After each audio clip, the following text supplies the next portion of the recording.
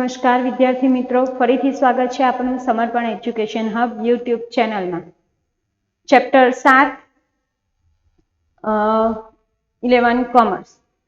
આજે આપણે હવે ભારતીય અર્થતંત્રના જે લક્ષણો છે એ લક્ષણો આપણે આગળના વિડીયોમાં 3 લક્ષણો આપણે જોયા. ભારતીય વિકાસમાન ભારતીય અર્થતંત્રના 3 લક્ષણો આપણે આગળના વિડીયોમાં જોયા. હવે પછીના 2 લક્ષણો આપણે આ વિડીયોમાં જોશું. તો શરૂ કરીએ. ચોથું લક્ષણ આપણે એનું જોઈએ તો ચોથું લક્ષણ કયું છે? રોજગારીનું સ્તર. તો આપણે જાણીએ છીએ કે ભારતીય અર્થતંત્રમાં અલગ અલગ ક્ષેત્ર જે છે એ અલગ અલગ ક્ષેત્રમાં જે રોજગારી જે છે એ રોજગારીમાં કેટલા ટકા લોકો રોકાયેલા છે અને રાષ્ટ્રીય આવકમાં અલગ અલગ ક્ષેત્રનો ફાળો કેટલો છે એ આપણે આગળ પણ જોયું. હવે એમાં છે રોજગારીનું સ્તર. તો રોજગારીમાં જે સ્તર છે અલગ અલગ એને 3 ભાગમાં વહેંચવામાં આવે છે, 3 તબક્કામાં વહેંચવામાં આવેલા છે. કે આ 3 તબક્કામાં જે અલગ અલગ ક્ષેત્ર છે એ ક્ષેત્રમાં ભારતની કુલ વસ્તીના કેટલા લોકો રોજગારી મેળવે છે અને કયા કયા ક્ષેત્રમાંથી કેટલી રોજગારી મેળવે છે અને રાષ્ટ્રીય આવકમાં આ બધા ક્ષેત્રોનો ફાળો કેટલો છે. તો એમાં પહેલું છે પ્રાથમિક ક્ષેત્ર. તો પ્રાથમિક ક્ષેત્ર જે છે એ પ્રાથમિક ક્ષેત્રમાં કઈ કઈ પ્રવૃત્તિ થાય છે? તો કે પ્રાથમિક ક્ષેત્ર એટલે ખેતી. ખેતી એ પ્રાથમિક ક્ષેત્ર ગણાય છે અને ખેતી સિવાય ખેતીની સાથે જે સંલગ્ન હોય એટલે ખેતી સાથે જે જોડાયેલા હોય તેવી પ્રવૃત્તિ પણ એમાં આવે છે. કે જેવી આપણે કહીએ કે પશુપાલન છે, મરઘા ઉછેર છે, જંગલ છે, આ બધું કયા શેમાં આવે છે? તો કે ખેતી સાથે જોડાયેલું છે. એટલે ખેતી ક્ષેત્ર જે છે એને પ્રાથમિક ક્ષેત્ર ગણવામાં આવે છે, ખેતી ક્ષેત્ર. આ ઉપરાંત છે બીજું ઔદ્યોગિક ક્ષેત્ર. તો ઔદ્યોગિક ક્ષેત્રમાં કઈ કઈ પ્રવૃત્તિ થાય છે? તો કે ઔદ્યોગિક ક્ષેત્રમાં નાના મોટા ઉદ્યોગો છે, બાંધકામ ઉદ્યોગ છે, વાહન ઉદ્યોગ છે, ગૃહ ઉદ્યોગ છે, આ બધા નાના નાના જે ઉદ્યોગો છે એ ઉદ્યોગોનો સમાવેશ એમાં થાય છે. આ ઉપરાંત છે ત્રીજું સેવા ક્ષેત્ર. તો સેવા ક્ષેત્રમાં કઈ કઈ પ્રવૃત્તિનો સમાવેશ થાય? તો કે વેપાર છે, વાહન વ્યવહાર છે, ખાણ છે, સંદેશા વ્યવહાર છે, બેંકની સગવડ છે, વીમો છે, આ બધી જે પ્રવૃત્તિ છે એ પ્રવૃત્તિનો સમાવેશ સેવા ક્ષેત્રમાં થાય છે. હવે આ 3 ક્ષેત્ર જે આપણે જોઈએ એ 3 ક્ષેત્રમાં બધી અલગ અલગ પ્રવૃત્તિ છે. તો એ પ્રવૃત્તિમાંથી ભારતની કુલ વસ્તી જે છે એ કુલ વસ્તીના કેટલા ટકા લોકો રોજગારી મેળવે છે, કેટલા ટકા લોકો એમાં જોડાયેલા છે તે આપણે જાણીએ. તો કે પ્રાથમિક ક્ષેત્ર છે એ પ્રાથમિક ક્ષેત્રમાં આપણે જોઈ શકીએ છીએ કે 1951, 1991, 2001, 2011 અને 12. તો એમાં પહેલા આપણે જોઈએ પ્રાથમિક ક્ષેત્ર. તો પ્રાથમિક ક્ષેત્રમાં 1951માં 72.1% જે વસ્તી છે કુલ વસ્તી ભારતની એમાંથી ને 72.1% વસ્તી ક્યાં રોકાયેલી છે? તો કે પ્રાથમિક ક્ષેત્રમાં.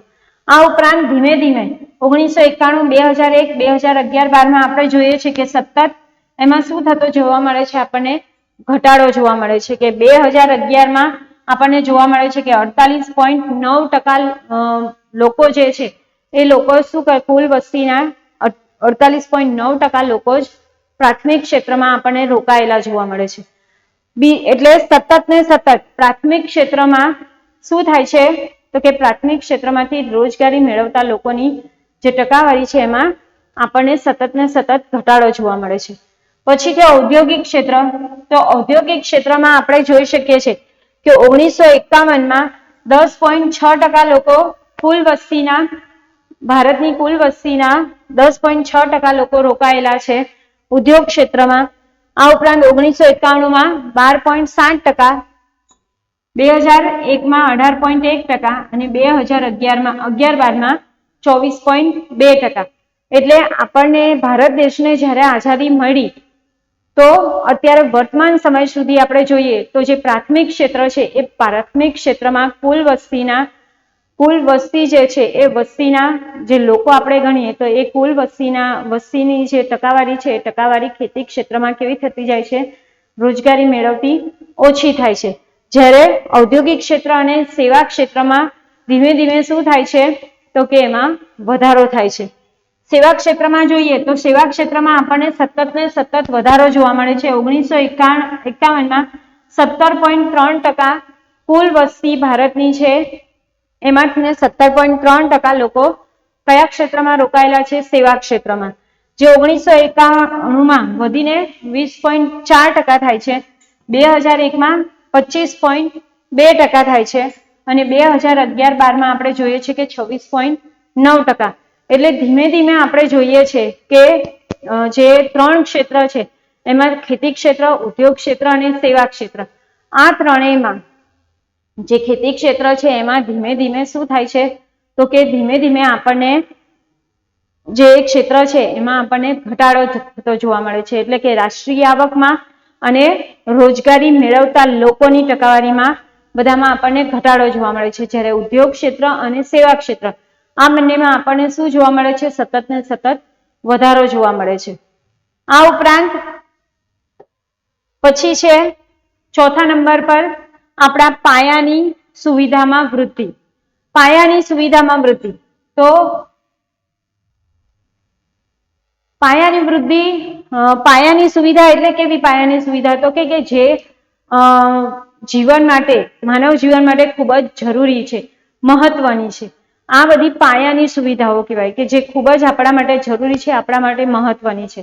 તો એ પાયાની સુવિધા છે એમાં આર્થિક વૃદ્ધિનો દર પાયાની સુવિધા પર નભે છે. આર્થિક વૃદ્ધિના દરમાં વધારો ઘટાડો એ કોના ઉપર નિર્ભર હોય છે તો કે જે પાયાની જે સુવિધાઓ છે એ પાયાની સુવિધામાં કેવી વૃદ્ધિ થઈ છે, એ પાયાની સુવિધાની વૃદ્ધિ ઉપર શું થાય છે તો કે આર્થિક વૃદ્ધિનો દર નભેલો છે. કે આર્થિક વૃદ્ધિના દરમાં જો પાયાની સુવિધાની સુવિધાઓમાં ની વૃદ્ધિમાં વધારો થશે તો એમાં વધારો થશે તો શેમાં વધારો થશે તો કે આર્થિક વૃદ્ધિના દરમાં પણ વધારો થશે.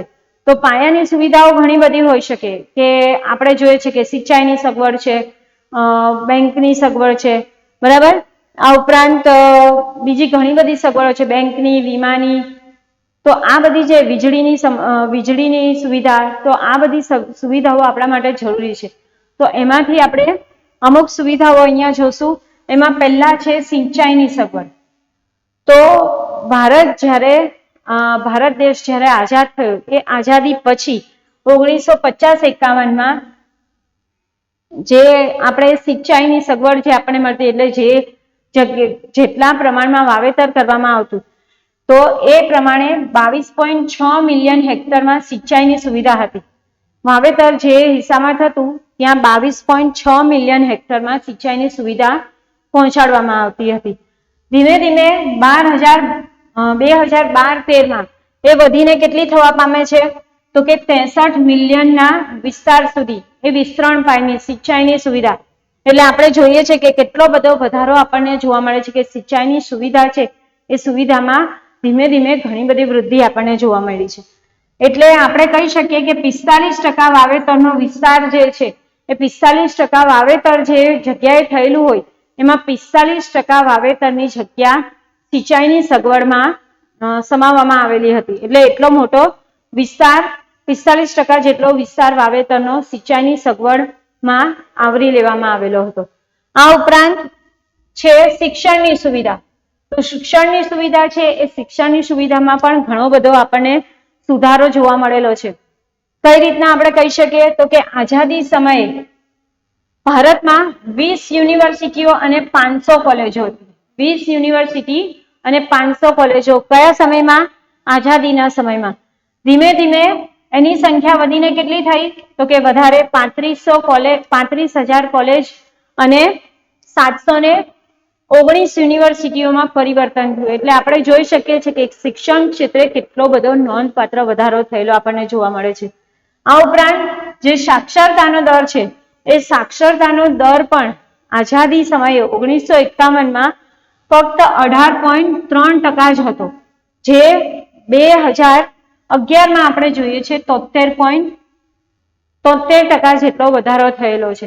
એટલે આ આપણને દર્શાવે છે, સાક્ષરતાનો દર આપણને દર્શાવે છે કે શિક્ષણ જે છે એ શિક્ષણની સુવિધામાં કેટલો બધો નોંધપાત્ર વધારો થયેલો છે કે જે ભારત દેશ માટે ખૂબ જ જરૂરી હતો. એટલે ભારત દેશ માટે ખૂબ જ સારું કહેવાય કે શિક્ષણ ક્ષેત્રે આટલી મોટી પ્રગતિ ભારત દેશને મળેલી હતી. આ ઉપરાંત છે વીજળીની સુવિધા. તો વીજળીની સુવિધામાં પણ વીજળીનું ઉત્પાદન અને એના વપરાશમાં પણ ભારત દેશમાં ઘણા બધા પરિવર્તનો આવેલા હતા. તો કયા પરિવર્તનો આપણે એનો ઉત્પાદન વિશે આપણે જાણીએ, વીજળીના ઉત્પાદન વિશે, તો 1950-51માં 2300 મેગાવોટના વીજળીનું ઉત્પાદન ભારત દેશમાં થતું હતું. કેટલું? 2300 મેગાવોટ, જે વધીને 2011-12માં 2,43,000 મેગાવોટ થવા પામેલું હતું. એટલે આપણે જોઈ શકીએ છીએ વીજળી ક્ષેત્રમાં વીજળીના ઉત્પાદનમાં પણ ભારતે ઘણા બધા નોંધપાત્ર વૃદ્ધિ કરેલી હતી. આ ઉપરાંત છે રોડ રસ્તાની સુવિધા.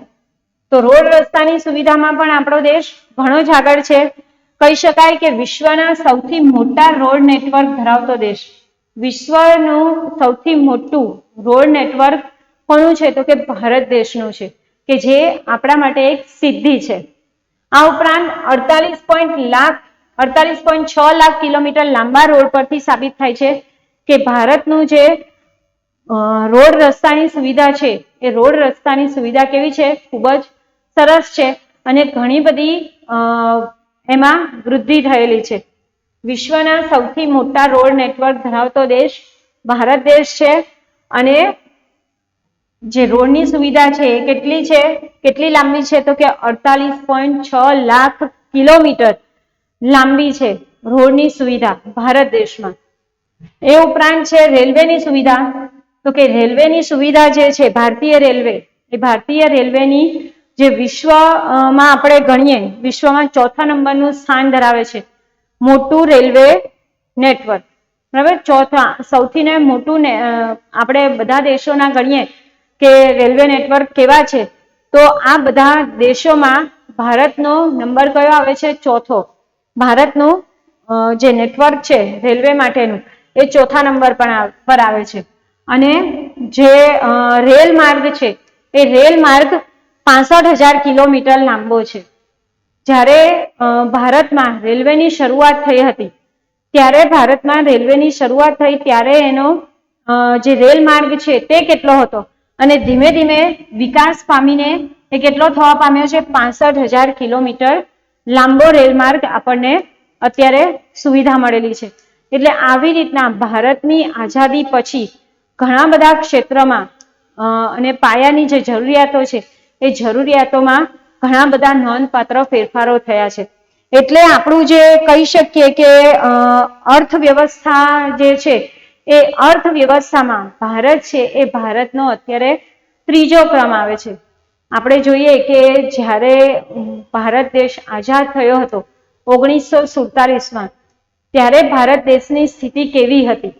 જ્યારે અત્યારે ભારતનું અર્થતંત્ર, જે અર્થવ્યવસ્થા છે એ અર્થવ્યવસ્થામાં કેટલી બધી વૃદ્ધિ થઈ છે, કેટલું ભારતનું જે અર્થતંત્ર છે એ અર્થતંત્ર કેટલું વિકાસ પામેલું છે એ આપણને ખબર પડી જાય છે.